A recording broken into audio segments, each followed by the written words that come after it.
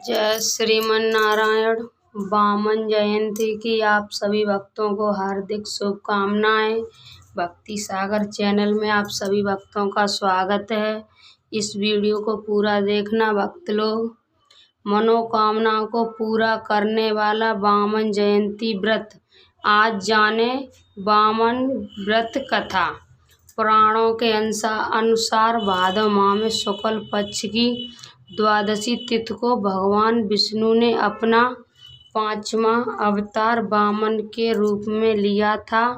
द्वादशी तिथि को भगवान वामन का जन्म होने के कारण इस व्रत को वामन द्वादशी भी कहते हैं और भगवान वामन की जयंती के रूप में मनाते हैं। इस साल भगवान वामन की जयंती 15 सितंबर को आज मनाई जा रही है। वामन द्वादशी व्रत की असली कथा। एक बार दैत्यराज बलि ने इंद्र को परास्त कर स्वर्ग सहित तीनों लोकों पर अधिकार कर लिया।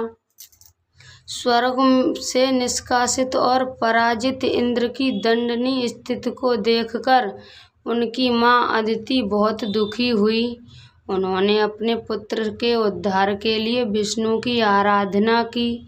इससे प्रसन्न होकर विष्णु प्रकट होकर बोले, हे देवी, चिंता मत कीजिए।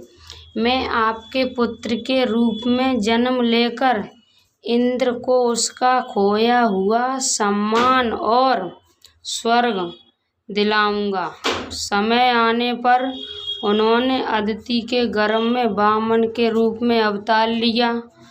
उनके ब्रह्मचारी रूप को देखकर सभी देवता और ऋषि मुनि अदिति हो उठे। उधर पृथ्वी लोक में अपने गुरु दैत्यराज शुक्र के सुझाव पर राजा बलि स्वर्ग पर स्थायी अधिकार जमाने के लिए अश्वमेध यज्ञ कर रहे थे। ये जानकर भगवान वामन वहां पहुंचे। उन्होंने तेज से यक्षशाला प्रकाशित हो उठी। बलि ने उन्हें एक उत्तम आसन पर बैठाकर उनका सत्कार किया। यज्ञ की समाप्ति होने पर बलि ने उनसे भेंट मांगने के लिए कहा। इस पर भगवान वामन चुप रहे, लेकिन जब बलि उनके पीछे पड़ गया तो उन्होंने कहा कि हे दानवीर राजन, मैं दक्षिणा में 3 पग भूमि मांगना चाहता हूँ, क्योंकि मेरे पास इतनी भूमि नहीं है कि जहाँ पर मैं बैठकर भक्ति कर सकूं। राजा बलि ने उनके सिर और अधिक मांगने का आग्रह किया, लेकिन वामन अपनी बात पर अड़े रहे।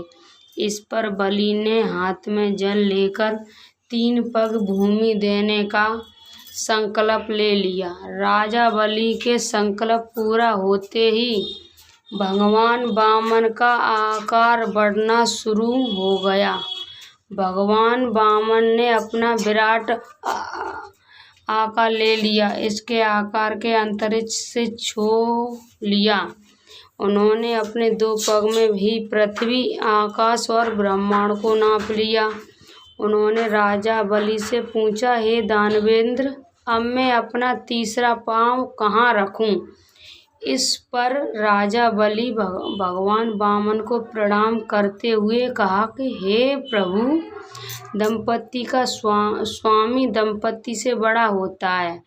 आप अपना तीसरा पग मेरे सिर पर रखें।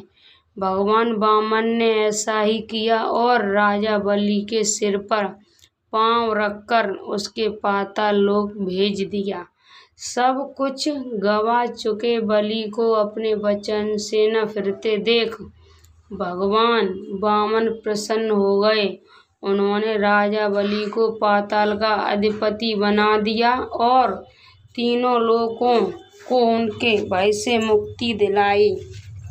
जो कोई भी वामन जयंती वाले दिन इस व्रत को पढ़ता है या सुनता है, उसके समस्त दुख दूर होकर उसकी समस्त मनोकामनाएं पूर्ण होती है। बोलिए वामन भगवान की जय। जय श्रीमन नारायण। राधे राधे।